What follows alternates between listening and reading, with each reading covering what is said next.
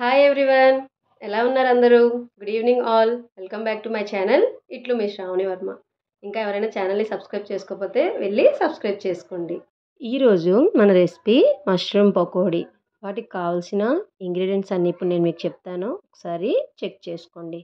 Mushrooms, శనగపిండి, cornflour, rice flour, పసుపు, కారం, ఉప్పు, ఫుడ్ కలర్, గరం మసాలా ఇవన్నీ చక్కగా మీరు ఈ మష్రూమ్లో యాడ్ చేసుకోవాలి.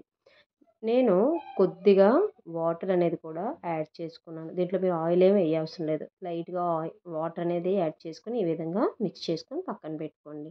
నెక్స్ట్ బాండి తీసుకొని ఆయిల్ అనేది హీట్ చేసుకోండి. హీట్ అయ్యాక ఈ విధంగా నేను చూపించిన విధంగా మీరు ఆయిల్లోని వేసుకొని పకోడీ అనేది వేయించుకోండి.